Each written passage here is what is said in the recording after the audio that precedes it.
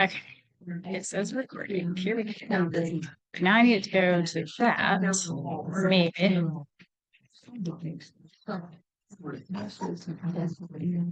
Have you tell them like over here? Okay, it's gonna work. But is that in the way? Not terribly. I don't know why that won't go away, but there it is. All right, friends. Let's get probably I can. All right. Let's open with prayer and then we'll dive in. So, Lord, thank you so much for today. Thank you for the beautiful weather, the warm sunshine. We thank you for our friends and sisters in Christ. And we thank you for this time where we can study your word. I just ask that the Holy Spirit open our hearts and our eyes to see and hear from you, Lord, and just bless our time together. In Jesus' name we pray. Amen. Amen. All right. We'll see how many technical difficulties I have today. I'll start counting. Should. You'll need a clicker. I'm telling you. I opened Zoom, for those of you who did not hear, I opened Zoom because that's how I record it. And it was in Italian. Challenge us. Yes. They abound. But maybe it just comes with me. I don't know. Could be sick. Could have been Hebrew, right? That would have been horrible. I don't even know these letters. No. All right, so just a quick recap. We are still in step one. We've been living here forever, which is awesome. But we go through the sentences, we go through the paragraphs, we go through the discourses, right? And we started last week and barely waved at context. So we're going to spend a little bit more time in context today because at least for me, and I would think for most learners, whenever you are given a kind of a broadcasted 10,000-foot view of something, that's really awesome, but it doesn't cement it until you start actually doing it and applying it and making it real. So I don't want to skirt around what I think is probably one of the biggest elements of what we do when it comes to exposition, and that is to spend time in context. So even though I was like, hey, P.S., here's all this stuff, which we'll go over in just a second again, without putting it to some kind of biblical text, I think the notion of it is just sort of this higher level of knowledge and it doesn't let it sink in. So we are going to spend some time there today. If we make it to words, amazing, awesome, we'll do it. I think we will probably do a similar drive-by towards the end with the words and pick up with them again next week. We may or may not need to flex 1 week longer, but I think we're going to be kind of on time-ish, sort of. So bear with me. And also, you'll probably be really sick of seeing that image by the time we're done with this, but I think it's helpful just to see it again and again, to be honest with you. So last week, we talked about historical context, sort of like I said, in that as an overview, and we discussed the fact that when we start looking at historical context, who wrote the book and or letter matters tremendously. And I was talking to Mom on the way here. One of the things that is kind of neat about this, but also can be discouraging, is when you're first doing this level of work, you come into a book from John, and so you have to do this whole biography on John. Well, then you go to Paul, and you do this whole biography on Paul, and then maybe it's Moses. Mom's like, I tried to do Noah, and it took forever on Moses, which is true. But the nice thing is, and I don't know if I can find it really quick because I'm terrible about like lots and lots of sheets in my Bible. Actually, no, there it is. Once you do some element of that, you can end up with sheets of paper all in your Bible. And this is actually on the Sadducees and the Pharisees. But what's nice is once I had done it, I just keep it. And you don't have to be a paper keeper. I'm a paper keeper. I also have stuff on my computer. But once you've done some of that work in terms of a biography for an author, there'll be things that stick. And the next time you study from that book, there'll be more new things that stick because you looked back at this information about John or Paul or Moses or whomever. And so the more you do this, the less you have to, if that makes sense. But that's not any different than if I were to ask you to tell me about a passion project of yours that you couldn't stand up right now and expound for 10 minutes on it, right? I mean, truthfully, that's the case for all of us. Take something you love, and I guarantee you could come up here and stand in my spot for 10 minutes and tell us all about it with zero preparation, correct? I mean, who's passionate about gardening? Here's a hand. I've got two over here. Mom's over here too. Who loves basketball? I don't know. It's March Madness. Okay. We're basketball people. So, but I could ask any of you to come give a speech for 10 minutes on gardening and or on basketball or whatever, and it could happen, right? I mean, it's one of those things. So the more we do these biographies in this work, the less you have to do them, to be completely honest with you. So I don't ever want it to seem crazy overwhelming, but some of the times it does start to sink in. It becomes kind of common knowledge for you. The same thing happens when we do the audience. So again, when we're talking about historical context, this is that larger audience, the person or people who received the book or the letter. Okay. We do have audiences with discourses. We talked about that too, where there's narrative and we might have a one-on-one or a one on a crowd. That's a little bit different than this. This is that overall big group of people. Was it the Jews who got this? Was it the church at Corinth that got this letter? It's that kind of concept. And we just want to know as much as we can about them. And sometimes there's not as much to know about them, truthfully. And that's okay. Whatever we can come to know can help us for perspective with studying the text. And so this is where last week I was like, okay, so atmosphere is historical, political, social, geographical, topographical, and religious. Bye. And we went out the word, which is such a disjustice to it. So one of the things too, if you have the book, you'll see that they do author audience, and then these don't really get a heading of atmosphere, but I really like alliteration, so you get 3 A's. It helps it stick a little bit. You figure out what the subsets are there, but author, audience, and atmosphere. Those are your 3 biggies. And so today, what we're going to do is probably spend a fair amount of time in John 4. Let me clean up all my notes that I... Listen, one day I was outside of the parking lot and the wind caught my Bible. And I just looked like a litter bug, but I had all 3 of the kids, so they just caught it all for me, which is probably really dangerous. Exactly. It's like, oh dear, now these where it should be. But so what we're going to do, if you will, we're going to turn to John 4.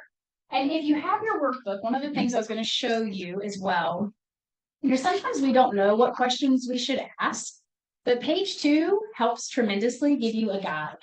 So if you look at it, this very second section is historical context. So if you're trying to do this work and you go, I just don't know what I'm supposed to even be asking about this, you can pop onto page 2, and under the historical context, it gives you a fair amount of information or questions to answer. So hopefully that helps. Because sometimes we don't know what we don't know, right? So that's page 2. All right, so we're going to go to John 4.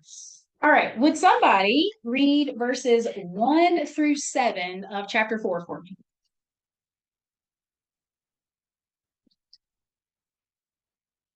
Now, when Jesus learned that the Pharisees had heard that Jesus was making and baptizing more disciples than John, although Jesus himself did not baptize, but only his disciples, he left Judea and departed again for Galilee.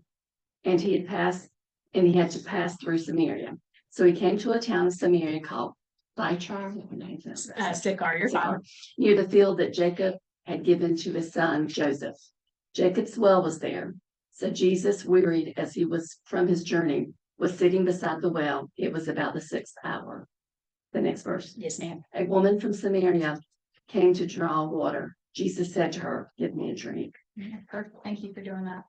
All right, so we're going to go through this text a little bit and try to figure out what is the atmosphere. What are the things that we need to know more about? What are we kind of missing? And so we're going to have kind of in our heads, and maybe there's some historical stuff going on. Maybe it's political or social. Maybe it's geographical. Are there places mentioned?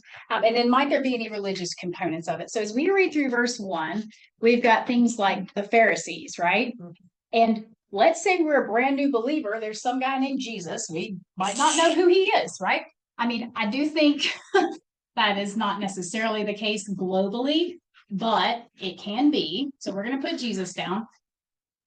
Okay, so that's verse 1, right? Pharisees, who are these guys? We might not know. Jesus, we might not know. What is it to baptize? Do we know? That might be a thought that we're not sure about. What's another word that if we weren't overly familiar with the text, we might go, what are those guys? Yeah, disciples. We might not know who they are or what they do.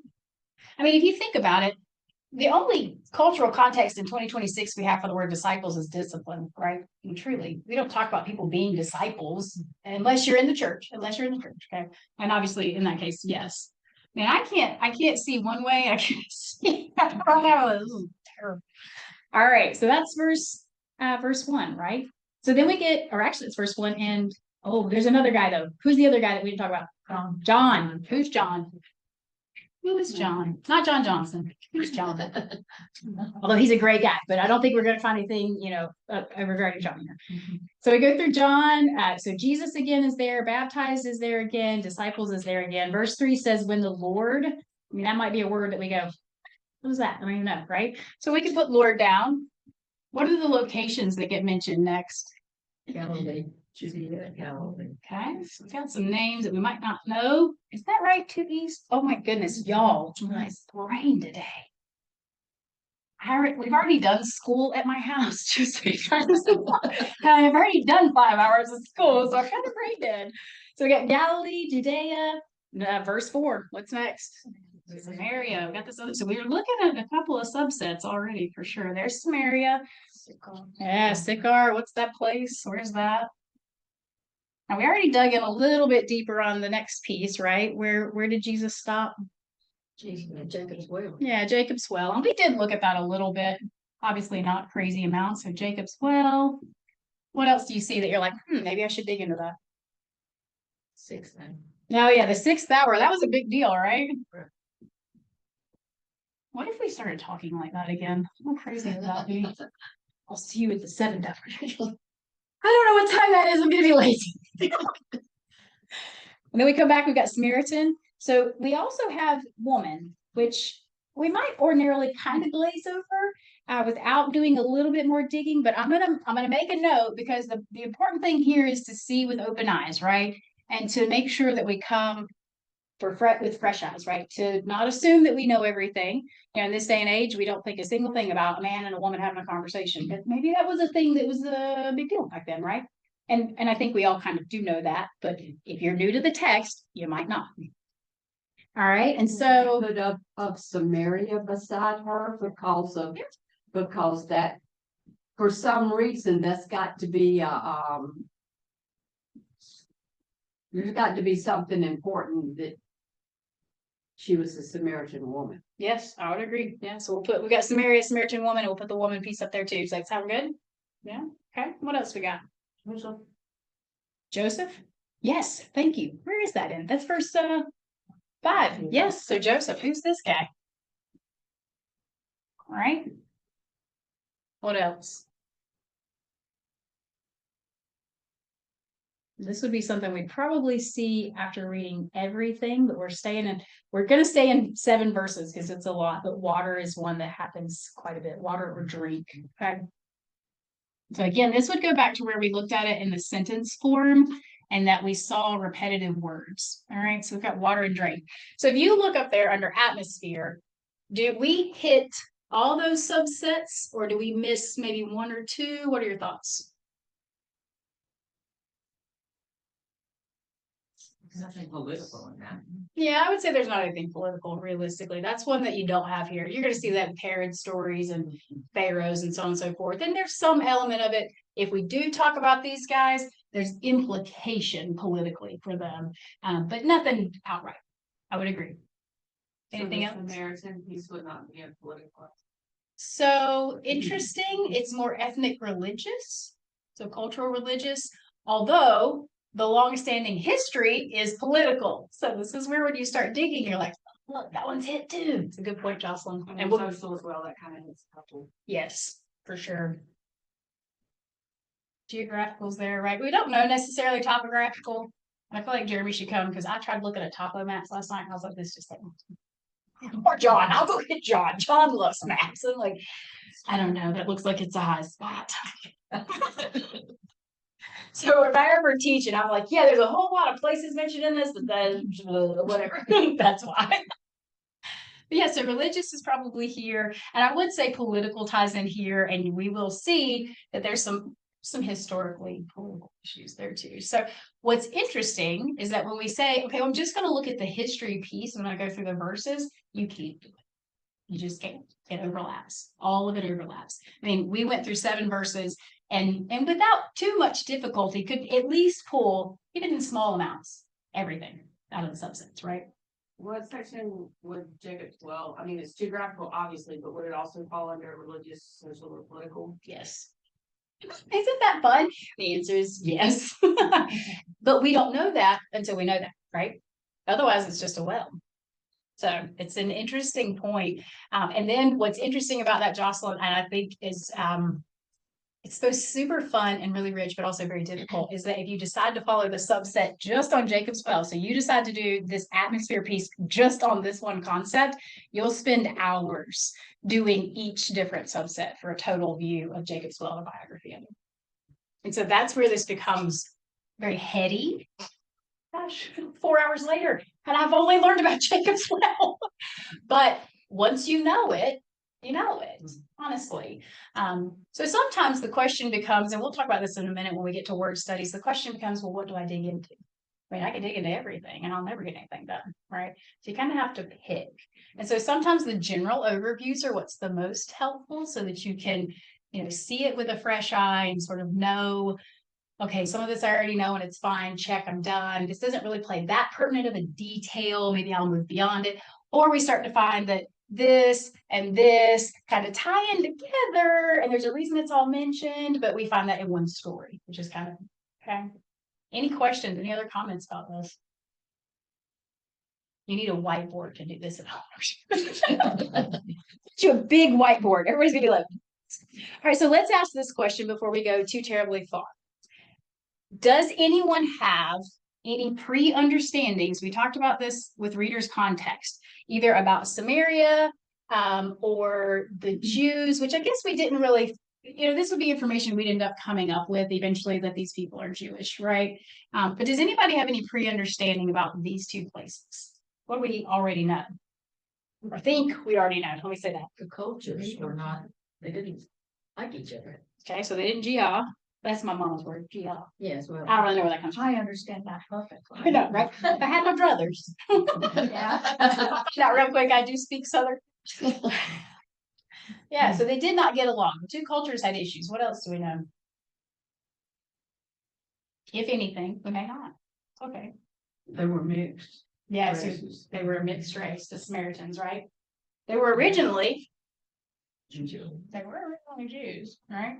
Okay, what else do we know? Anything else? Did they have anything to do with each other? The Samaritans didn't really obey the Torah. It's interesting. They have a small section of what they kept, which is the Pentateuch, but not the whole Torah. I don't really know what the reason was for that. I haven't dug into that fully. Well, one part of it was that they didn't think that they had to go to the temple every year. I mean, They weren't allowed to. So they weren't allowed to. but And they differed in where you were supposed to worship and what was the holy city, right? So I'm going to pop a map maybe up here. Okay. I know what part of that was a choice and what part of it was just adapting. Which was never put in. Yeah, I would say a lot of it's adapting, unfortunately, and then it was coercion. So, well, yeah, go ahead. I can't recall. Wasn't Samaria in the northern kingdom? Yes. And Jerusalem is definitely in the southern. But I Yes. thought Samaria. And see, that's another thing on political line and geography is that, they split into two different kingdoms. Yeah.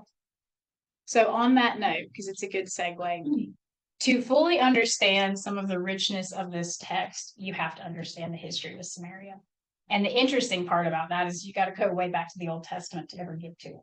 So if you look at the history with Samaria, and this is just a brief, if I were to have another yellow sheet of paper about Samaria in my Bible, it would say something like this. Back in the Old Testament, all the way back to Genesis, Samaria was the land that was given to Joseph's boys, to Manasseh and to Ephraim. This is way back, okay, historically.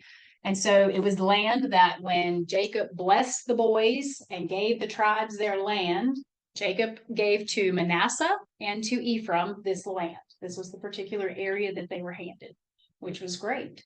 However, when Israel split, the northern kingdom became Samaria, and the southern kingdom was, or not became Samaria, became Israel, and the southern kingdom became Judah. So they did split. So now we're definitely talking about politics here. So when they made the split, eventually both regions were conquered, yes. And the Assyrians took the area of Samaria, just keeping with New Testament texts here. They took the region of Samaria, where eventually Babylon took the southern kingdom of Judah, right? Well, the Assyrians brought in intentionally foreign peoples. Why? That's the way they said, they didn't let them mix and do, it was a way of controlling them. Correct. Once you have a wife that's of this other religion and this other people group and culture, well, then your family is now blended. And because they couldn't go in there because they were mixed then. Exactly.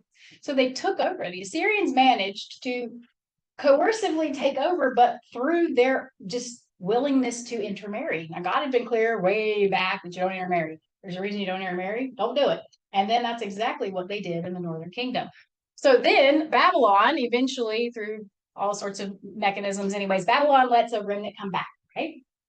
You still have the folks in the Northern Kingdom who are residing there, but now they are mixed. They have integrated false religions and idol worship. They're not doing everything the way they were supposed to. The remnant comes back and the remnant goes, we're going to build Jerusalem. And they say, hey, can we help? And they go, oh, I don't think so. Because you unclean. You're not going to touch any of this. And they're, well, we want to rebuild the temple too. And the folks down in the remnant in the Southern Kingdom said, you are not rebuilding anything with us. So that is very political, right? Very, very, and religious as well. And so there's a rift from 722 BC. This has been a long rift, just so you know. They've not gotten along in quite a bit of time. And it's unfortunate because they're cousins. It's the Hatfields and McCoys, honestly. They are cousins. They were Joseph's boys, and Joseph was one of the 12. Families get along.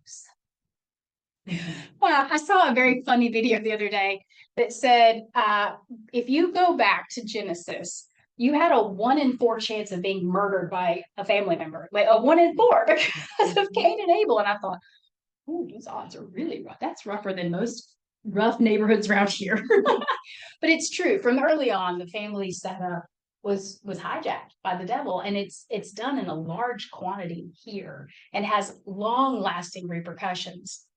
And so most of us know that there was some kind of rift that occurred. And one of the things that at least that I was taught growing up is reflected in the map here. And so this was one of the reasons I put it up here, and I wanted to talk about it for a second. This text is immensely rich for what it does in terms of social boundaries and ethnic boundaries, cultural boundaries. But some of the times we hear things based on knowing, well, they didn't get along at all, and they don't want to be around each other at all. And we come to the text and we go, oh, this is why he had to go through Samaria, right? Because that word is there. He had to go through it. Sometimes we look at that and we go, well, that's because they didn't want anything to do with them and they would go around Samaria. So he broke religious rules by going through Samaria, right? These maps are in mass quantity and different varieties all over the internet. And it shows the two things, right? You have your green line where Jesus went. He passed through Samaria to go to Galilee, right? So up here we was in Judea, headed to Galilee, passed through Samaria, right? So there's your geography. Can y'all see the dotted line that goes around? It might not be that easy to read. Yeah. That's the detour. Yeah, that's the detour. That's where the sign was up, caution minute word. Which, for the record, when I had this conversation with Jeremy, and I'm not throwing him under the bus because I love him dearly, he was like, maybe there was construction. You don't know. I was like, he will always bring humor, which I love. So the dotted line says the traditional route. Was anybody ever taught that? That the Jews had a traditional route through the Jordan River Valley? Okay, I've got a few heads shaking, yes. And that they would not go through Samaria. Anybody been taught that? Mhm. So here's what's super fun about that. When we talk about pre-understanding, and remember we use the word overstanding, we come to the text, we have this notion that we think is right already, and we stand over the text and we go, well, this is why it says that. Of course, I already know these things. So this is me nitpicking a small amount, but the point of exposition is rightly understanding the word of God, rightly, not bringing to it our baggage or our presuppositions, but rightly reading the word. This is inaccurate, completely inaccurate. Might some of the Jews not traveled through Samaria? Maybe so. It's possible. But biblical text talks repeatedly of how they traveled through Samaria. Josephus has multiple accounts, so he's extra biblical, but recognized widely by Bible scholars as being accurate. Countless stories where the Jews went through Samaria. It was normal. I mean, my point with this is, what's the shortest distance between point A and B? A straight line. Who's got extra PTO to spend another week on foot? Because of the construction. They didn't have to. So the richness of the text is Jesus did break religious rules. He did break ethnic boundaries. He did break cultural rules, but it's not that he went through Samaria because he had to, and that was the rule he broke. They traveled to and from, up and down from Jerusalem through the region of Samaria to get up to Galilee all the time. It happened. Now, there might have been some sticklers who absolutely did not, and that's okay. I mean, we were having this very fun conversation. If you're from Coolumee, I certainly mean no offense, but we travel to and through Coolumee often, which, is, I don't even know what the concord equivalent of that is, but anyways, it's a place you just drive through. And if you break down, you hope you don't. It's a great place. But to my mom's point earlier, she's like, it ain't like you drive down through Lexington to get up to our house, because that's a long way around. And it's true. Some of the times they would have traveled through Samaria, and then maybe some of the times they did take the Jordan River Valley. And I think it's fine, but we can't come to the text and say, well, he had to, and that's where the richness comes from it. It's not. He might have gone through Samaria. He might not have gone through Samaria some of the times, and that's A-okay. The richness comes in when we start looking at word studies with this. Jesus broke those rules all the time, but I want us to rightly understand it, because there's other texts where Jesus interacted with Samaritans. And if we look at it and we're like, look at that, he's breaking the rules again, and we over glorify him, he's already wonderful in so many elements, but we don't have to put that layer on there because the richness is there without doing it. Does that make sense? Okay. So I just want to make sure that's cleared up. This is actually not super factual. And so if you see it, just note that.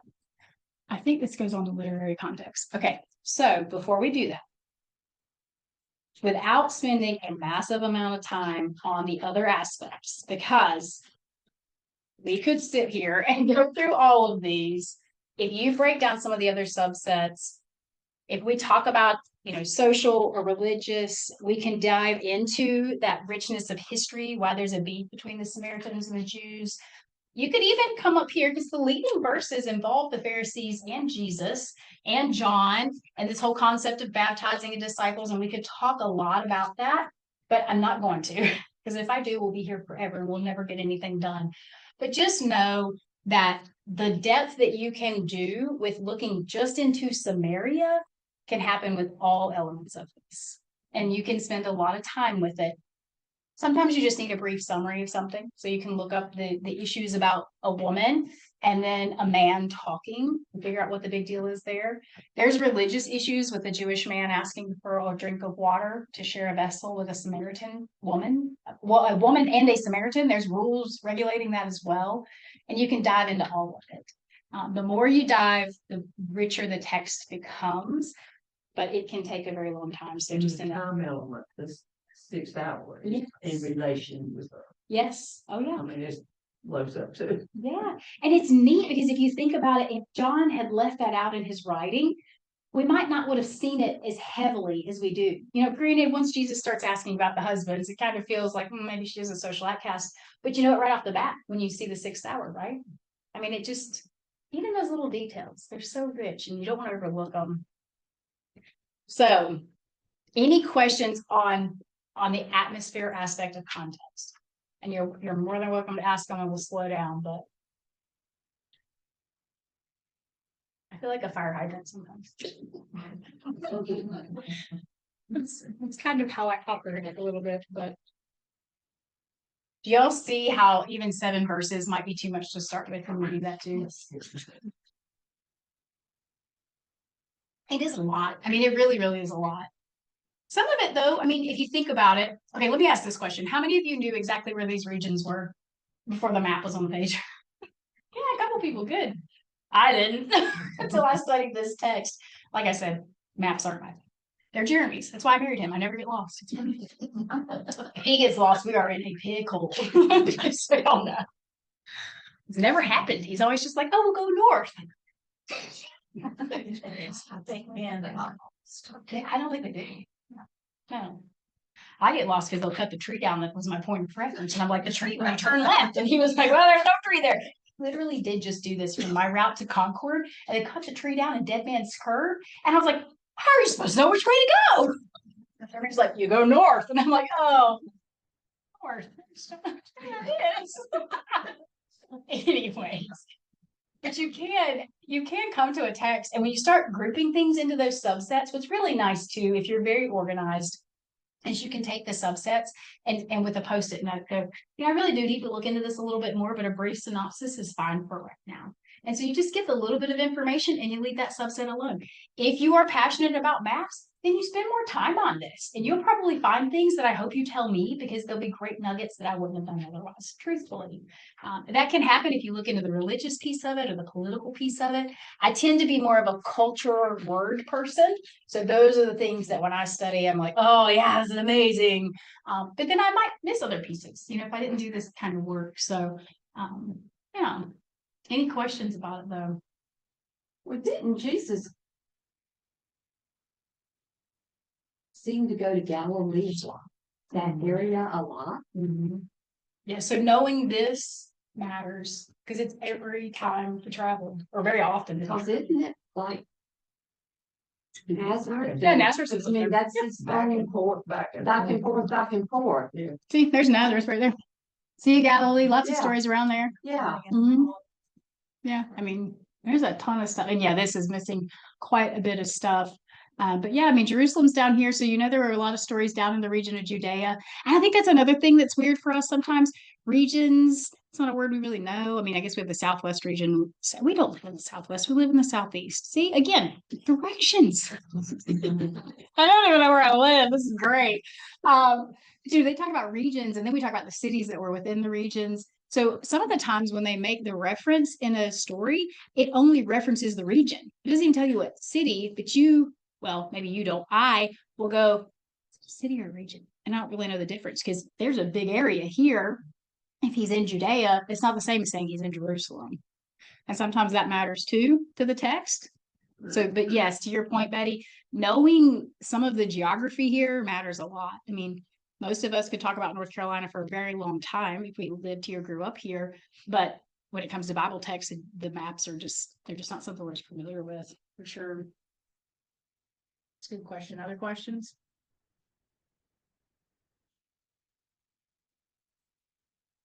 Do we want to talk about literary context? All right, so let's do literary context. I'm not going to spend a ton of time on it. And the reason for that is because when we do Old Testament, New Testament in the next couple of weeks, we'll talk more about them. So understand, we'll do a brief overview of this and the reasons that this matters. But then when we kind of dive in the next 2 weeks, more specifically the Testaments, we'll talk a little bit more in depth on that. So when we do look at literary context starts out as being important understanding the genres, okay? So let me ask this question. If you want to look up the meaning of a word, what type of book are you going to get? Dictionary. What about a synonym? Thesaurus. Yeah, there you go. Do you read historical fiction books to get a recipe for dinner? I mean, you might could, I guess. Look, if y'all start finding fictional books with recipes that are really good, somebody send them my way. This was one too that I don't know. Anyway, it says a mechanic read a love letter to fix your radiator. I sure hope not. So please don't recommend your mechanic to me. So the point is that I don't go to a love letter to find the definition of a word, right? I'm going to go to the genre that supplies the answer. And I know that the rules of a dictionary are that they are alphabetized. And it's going to tell me whether it's a noun or a verb. And I'm going to have a definition 1 and a definition 2. And I might get a sample sentence so I understand context, right? There are rules that a dictionary follows. And I have expectations of a dictionary to meet said rules, right? If it fails, it's probably not going to be the dictionary I keep in my house, truthfully, right? And if for some crazy reason, my cookbook, although a lot of them break the rules now, they're very bloggy. There's all these stories, and I'm like, I just need the ingredients and the directions. The recipe. No ads. Yeah, jump to recipes. I favorite button and no ads. Yes, never no ads. But I go to a cookbook and I expect it to follow a format. Yes, everybody's that way. Because when it stops following the format, we do kind of have this sort of bristly effect of, I just want to read the recipe. I don't care about your blog. I don't care about your information. I don't want any ads on it. Just get me straight to the meat. Follow your rules. You're a genre. Cookbooks are a genre. Follow the rules of your genre. So The books of the Bible are not any different at all. They will have a genre they fall in. And that genre will dictate two things. And we have an agreement between author and audience, us in the modern day, step 4 as the audience. We have an agreement between the two. You say that you're going to write in a narrative, and I'm going to obey the rules of narrative when I come to read it and study it. If this is, in fact, going to be something that is poetry, I'm going to read it like it's poetry as the audience read.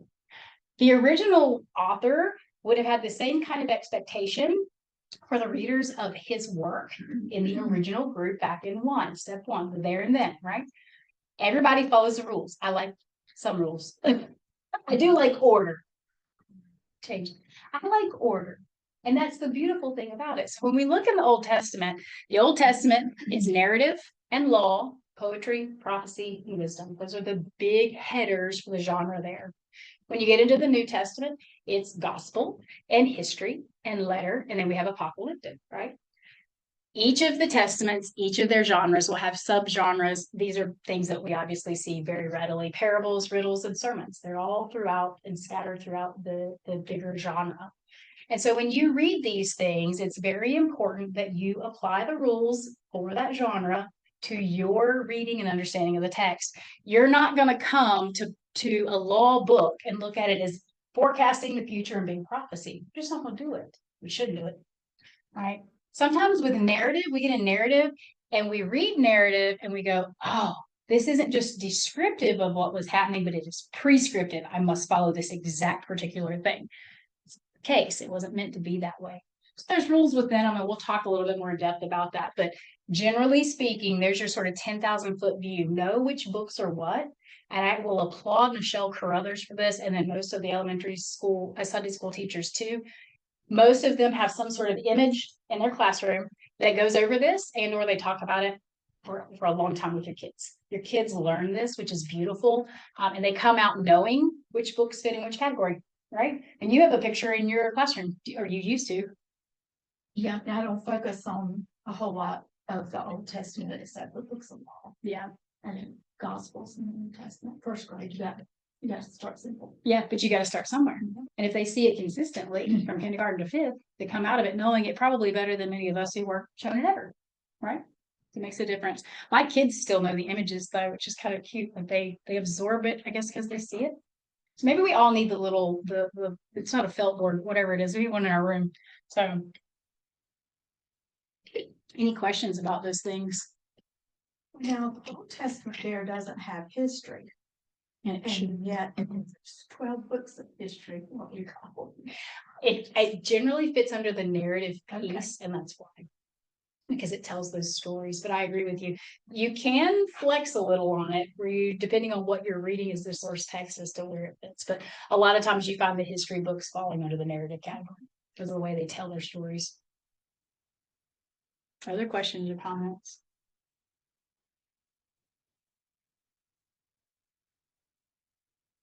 All right, so you should have a picture. Let's not go that fast. You should have a picture in your workbook on page. Is it 19? Yeah, page 19.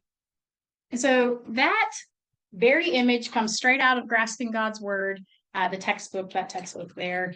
And I think it's super, super handy, to be honest with you, because much like a pebble dropped into the pond, so your pebble is your passage, it'll ripple out, right? And so a story fits into a narrative, place that it's put in the book on purpose for a reason. And it's connected before and it's connected after. And so when we pick a passage that we're going to study, there's going to be immediate context, right? And we've got to be looking for these elements to know what we need to make sure we at least cursory glance at, study a little bit, right? So that immediate circle directly around it, right? The pebble drops in, has the most effect closest to it. Yes. So your immediate context is going to be what's tied to our text, both before and after, because we're chapters and verses in terms of numbers there when this stuff was written originally. Right. So with the John 4 text, from the get-go, we focused more on verse 4 right? Now, if he had to go through Samaria, that's where we started with it. But there is information prior to that that matters because now is a time signifier, right? Well, if we have now, what did we have before? What was going on before? You've got to know the answer to that. So if you look at immediate context for your John 4:4, you can either go back to verse 1 and start with verse 1, which gives you enough of a context that I would say that's your immediate context for it. And then obviously the immediately following after is going to be where we have verse 27 and the disciples come back. Okay. It's a little bit bigger of a chunk in the after than in the before. But you want to look at those things. If we have a now, it's like a therefore or a so or a but. You want to look at that. What was happening ahead of that so that we get the connection point, right? So Jesus had to travel through Samaria, but he left Judea because there was a whole lot of baptizing going on. And these guys were starting to get a side eye to the situation, right? So he had to leave. Well, if you don't look back 3 verses, you might not know that. So that's your immediate context for that. When you go to the larger section, this might be the full paragraph and or discourse, okay? So if we were to kind of hone in to something particular in the Samaritan woman's story, the full discourse would be the larger section that we're looking at. Sometimes it can be, we look at the Beatitudes. I don't know if y'all do this, but if you look at the Beatitudes, it's very easy for us to sort of zone in on it. We go, oh, the Beatitudes. Yeah, great. This is awesome. But it's actually a part of how many chapters total for the larger portion. You may know? 3. It's 3, right? It's actually 5 through 7. And sometimes we just read the Beatitudes like it's a single event where Jesus preached this one piece right here. It's just the Beatitudes. It's not. I mean, it's much more text. And so that is a very difficult, if you ever have to teach on that or you have to preach on that, it's difficult because you really can't teach the Beatitudes without teaching from chapter 5. But you can't teach 3 chapters. I mean, not in a setting. It doesn't work. So always look for that larger discourse because there will be connection points all throughout that. Sometimes it's smaller in a paragraph, and that's really great. Your epistles tend to have smaller pieces, although sometimes I say that, and the actual piece is the whole letter, and that's difficult too. So you look at it, you also have the rest of the book. So John would be John, just, would be John. And then I put this in italics here because I do think you have to keep in mind the testament that it's in, whether it's old or new, because there's a difference in what's being covered and conveyed in each of the testaments. One story connected all throughout 66 books, yes. But when we're in John, we're in the New Testament, and there are things that we kind of have to look at and understand. Jesus is here now.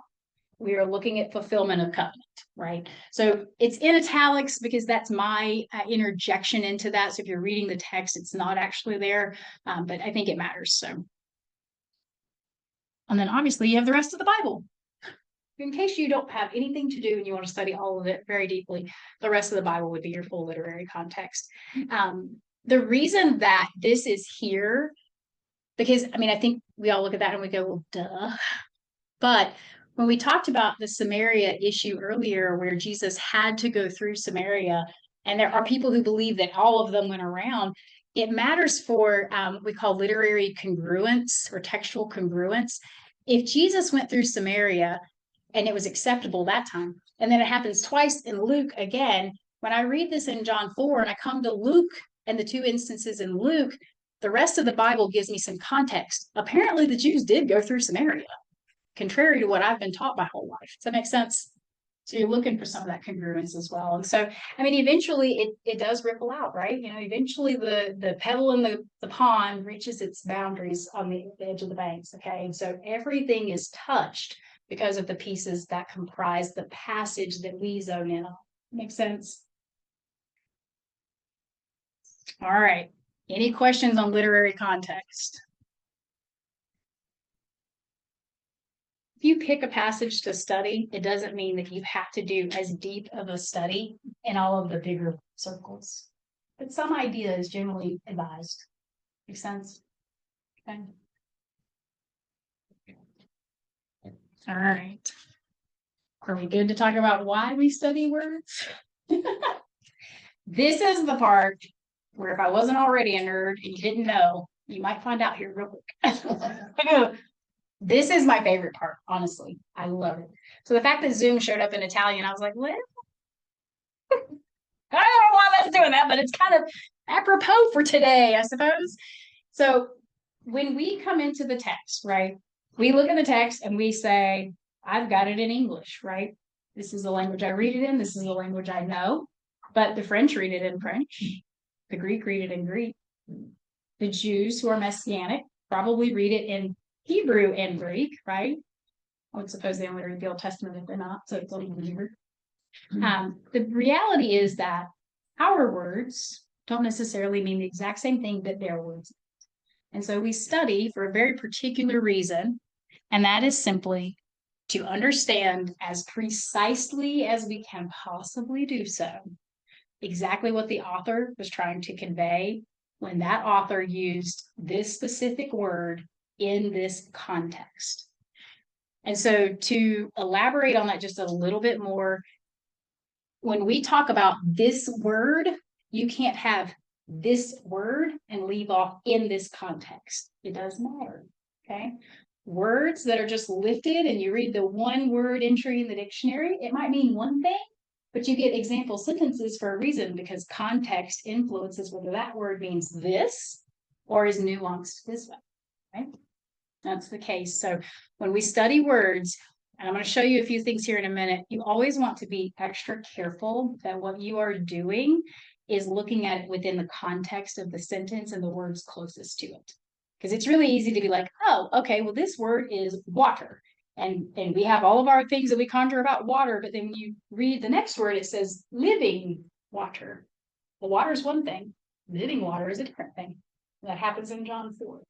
So the context changes what that water actually is. Okay. Now, the other thing is that the question does become, which words? Right? You can go through and read in the original text every single word and research every single word and spend a lot of time in every single word. And if you do, you will get through one verse in a day if you are lucky, maybe. So the question is, which words? How do I pick the important ones? For starters, that is why I do like the keyword study Bible. What will happen is that it will have words that are in bold, and in bold, they will be in the back of the book in the lexicon. And so they've said, these are the important words you want to look up. And so they make it simple in the beginning where you're not having to figure it out on your own. So to me, this is a stair step toward being able to make that evaluation on your own. It's not a requirement to have the Bible in this format. You don't have to do it either. Part of what we find is the rules from step 1, when we were looking for repetitive words or words that seem to nuance the emotion or the tone, those are the words you look at anyway. So it's kind of neat. You do step 1, by the time you get here, you know kind of what you're looking at. You probably have it highlighted or you've written the word 4 or 5 times. That's what you're kind of eyeballing. So which words? The ones that are crucial to the passage. When we start to see with this passage, there's something crucial about the Samaritans and the Jews. Okay, so we would want to study that. Now, maybe not necessarily in the word meaning, but we do see over and over again, there's something going on with this whole water, drink situation. As we continue, there's another word that comes out quite often, and that is living. And that is a major player in this story. So I look at living, and for us, we look at that and we go, well, it's alive. It's not dead. Okay, great. But there's nuance to it, and that's why you want to study it a little bit deeper. So you look for things that might be crucial to the passage and repeated. So remember how we talked about that first week or second week, where we said, look for the words that are repeated, find some way to kind of categorize them so you know, okay, I've seen well and well and well, and water, a lot of water, living water, living. So those are the kinds of things that you sort of stick with you, right? It's like, I don't know what the word is. There's a particular psychological word for it, but if you buy a certain kind of car, all of a sudden that's the only kind of car you see, right? So that can happen here where you're like, I have seen that word a million times. But then when you read other texts, guess what happens? You see that word all over again. And then the richness of the ripples starts to happen where you're going, oh my gosh, this theme is throughout everything. It's amazing. Figures of speech. This is also really important because I mean, I used druthers earlier. How many of you know what a druther is? How many of you do not know what a druther is? I had a guy from Pennsylvania who was like, I don't even know what that means. I lived down here long enough to know what my druthers are. Anyway, figures of speech matter, and there are certainly lots of them in here where there might be something Jesus said or that any of the disciples used, and you read it and you go, I don't know what that even means. If we hadn't been churched from young to old, you might not know what that figure of speech is. It does matter, right? Jesus used a lot of figures of speech, though, that were faith-based, right? So he's living water. What in the world? A human cannot be living water. What does this mean, right? And he'll go on in the next piece, if we pull the discourses together, and he'll say, I've got bread you know nothing about, right? I've got food that you don't know about. Well, you do not have food, sir. I don't know what you're talking about. Correct. See what I'm saying? So figures of speech, look for those as well. And then the last thing would be anything that's unclear or puzzling to you. And if you're sitting there looking at it going, just can't put a finger on it. What is this deal here? Or if it's very difficult for whatever reason, it might just be a word that you've never heard before. It might be something where the flow seems off in the sentence, just something odd about it. The reality is that you can study whichever words you want to, honestly. Any of them, all of them, just one of them, it doesn't matter. But these are usually good guides because it doesn't take long for you to start going, I want to look at everything.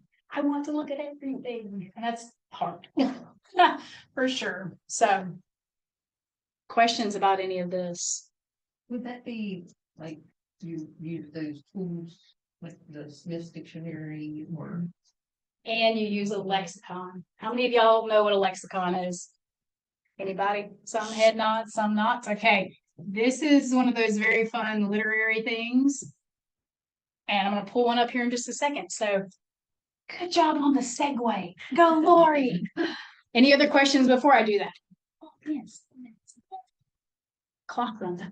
I think I've shared with you how my brain has started to think in this manner mostly when I'm reading a Sunday school lesson, but we can go through Matthew. And there was a couple of things recently that jumped out at me. One was, maybe some chapters from Matthew 16. Jesus says to Peter, my Father has revealed that to you instead of the Spirit. And I was curious about that distinction. I haven't dug into it yet, but it's something that I'm interested in. And then yes, getting all my Easter stuff out recently. And from BSF, Swan's not here, she was in my class one time. But I have a sheet, I think my kid brought it home from their BSF class, but it walks through the crucifixion in a timeline. And it's really interesting to see the bullet points outside of all the text because it fits together a little more clearly. And where Jesus says, I am thirsty is between where it says, my God, why have you forsaken me? And it is finished into my hand, your spirit. It's in between those things. And my mind jumped to living water. Was he really saying something not physical, but spiritual? Like the Father had turned his back on him. I need that living water kind of thing. So that was some things that jumped out at me because of what was said. Well, and the interesting thing is that's that literary context ripple, right? And you kept the connection because of thirsty. And that's a great question, which I'll probably be up till midnight trying to answer myself. My goodness. Right. But it is those kinds of things where you start to think about it and you go, was that the point where the Father was turning his back on him and he was starting to feel that lack of source, if we can say it that way, that lack of source? Maybe so. Maybe it was just the weight of everything. I mean, I do think he asked for that water because it had to fulfill a prophecy, if I remember correctly. Wasn't there something about that too? Yes. But there can be more than just that reason that he asked. And that is so interesting. And I will definitely be looking at it. It's a great question, but that's what happens. That's what I love about this. To me, it just, no, I mean, sometimes we read stories and the author is so good at creating the world that you're in, and you just feel like you are there. And I don't want to discredit any author in the Bible, but I think sometimes we come to it so dryly that we miss that they did do it. They did it in their language with words that were nuanced and within a context that was so rich. And we miss it because we don't do our work with it. Honestly, it's there. The world is all created for us. And it is that richness of let me put myself there, but to put myself there to see it truly, I got to do some work, right? And so it's amazing when you start diving into that and seeing those things that are so, so amazing. So let me show you really quickly. I know some of you use the Blue Letter Bible. Yes, it has, because I did close it. I personally like the interlineary on Bible Hub, and that is still up there. I don't know whether I can go back to Zoom and share again. Give me just a second and see if it'll do it for the video. It would be great if it did. Oh, praise the Lord. Okay, so this is what I do. And I would just like to say, because sometimes I do feel like I have to clarify why I do things. I am not really big on cell phones in church, to be honest with you. However, I always have my Bible open and I have the interlinear on my phone when we are in church. So if you ever see me sitting on my phone doing like this right here, I am not doom scrolling. And you can come and look. This is what I do. So the interlineary just is a brief introduction, and we will dive into it more because Miss Betty asked a question early on, like, are you going to explain this so I know what's happening? And the answer was yes, but not today in 2 minutes.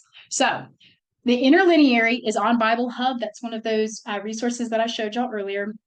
And what happens is, in the same way that last week, you know how we searched a book and then we picked a chapter and we kind of dug into it, you can do the same thing with this. I will also tell you that you can hit Google real quick and hit interlineary with your reference, and this will pull up for you. So what happens is Hebrew or Greek, whichever book or testament you're in, it will give you the original language, both in phonetic spelling and the actual alphabet of said language. Some of that I can read and some of it I can't. I think Zach can read most of the Greek, yes, from classes, which is pretty cool. So if you have questions, you can hit Zach up too. Just put him to work. He's not busy. D now and all, he's like slept here basically. But what's super, super cool is I want to just show y'all. I can see that without my or that without my glasses, but not this. Here we go. Okay, here's verse 4. All right, it was necessary for, right? I don't know how to say it, so we're just not going to. But the cool thing is you can click on the word and it'll actually tell you how to say it usually. So you have different elements of this, and we'll dive into it a little more deeply next week. But you can click on the letters that are right there, and they coordinate with one of the dictionaries for what's called Strong's Greek in terms of the lexicon. So not a dictionary, but a foreign language interpretation into our text of English. Okay, so that's what a lexicon is. If you click on it, it will come here and it will give you lots and lots of really amazing information. So it'll give you the original word again in the Greek letters. It'll tell you whether it's a verb or a noun or a pronoun or what have you. Then you get into the phonetic spelling. So it's die. Hey, now we know it's die. There you go. It'll give you the KJV and the NASB. I don't know why those are the two translations they always use, but they do. It's fine. It gives you all the occurrences. So you have the concordance on the right-hand side of it. I don't even know what's like left and right there. That was like the right-hand side. The maze. That doesn't scroll. But then you get here is that you have the exhaustive concordance. So it's going to give you a little bit more information. Then you start getting into even more info, which is really awesome. And this is why I like this so much. Okay. If you scroll further down, let me get further down, give me just a second. You get a topical lexicon. This is just going to be specifically about that word. Now, remember earlier in the definition, I said that word in what? This context, okay? This is just that word. This is a dictionary definition of the word, the Greek word or the Hebrew word, but put into English. This is full. This is not the only thing you can rely, okay? So it's super awesome. And this is one of the things that I love about it. So if you read this, it says that 1163, or the word die, signals what cannot be otherwise. Whether on God's calendar of redemption or in daily discipleship, the word marks events and duties fixed by the Lord's will, not by human preference. Thus, it frames history, prophecy, ethics, and pastoral practice with the same unyielding certainty. So if you scroll down, you usually find John 4 reference. Maybe. All right, you know what? I love the Control F function because it's easier. John 4, there we go. So here is where we're going to, no, I don't want you to do that part yet. Hold on. This is hard because I'm having to go back and forth, y'all. There it is. Okay. So this is going to be in that section where we're just looking at the definition of the single word, no context. Okay. When we get to it here, it's a must do as a result of evangelism and or missions. And so what they often do on this website is they'll give you the specific reference. So John 4:4, and here it is. This was Samaritan outreach. Okay. Jesus did have to go through Samaria. It wasn't because he avoided going through it religiously for reasons. He had to because of mission work. All right. And so what I love here is that he did it out of divine compulsion that toppled ethnic barriers. So gorgeous. So gorgeous. If you come back up though, and I want you to see this too, I typically start with looking at the definition of the word. So I scroll down to the bottom, just like I just showed you, so I can see, okay, what does the word mean? If you'll come back up here, nope, that's forward me. This gives you context. So it can be necessity brought on by circumstances or the conduct of others towards us. All right. So if we come back here, these guys were watching him while he was here, and it wasn't his time yet. It was not his time to be caught. It wasn't his time to be crucified. He could not be captured in Judea. So he left. And he went through here to go to here because he needed to meet her. Both things are there. And unless you look up one 3-letter Greek word, you might miss it. It's crazy. Both things exist. It was divine compulsion for him to obey the will of the Father because she needed to know.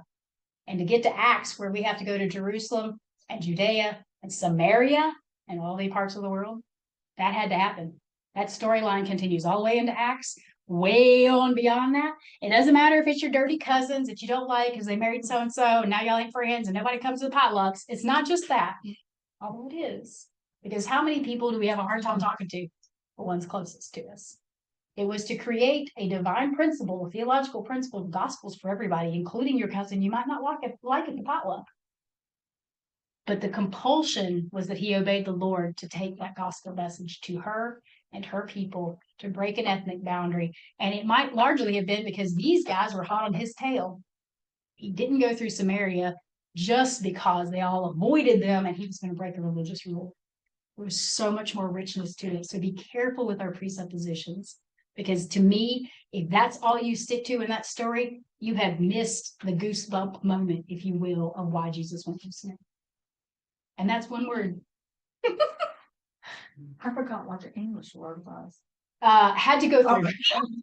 Okay. Speaking of, hold on a minute.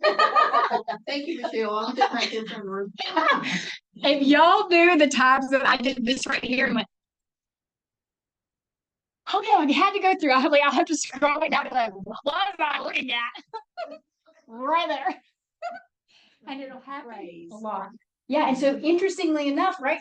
It's one word for them, but it's a phrase for us. A whole phrase. It's crazy. Which is why I don't get hung up on translations very often, because I'm like, if you're reading it Greek, I don't think we need to have a beef over this, right? So, or Hebrew. Anyway. All right, questions. We can do more of this next week, but questions.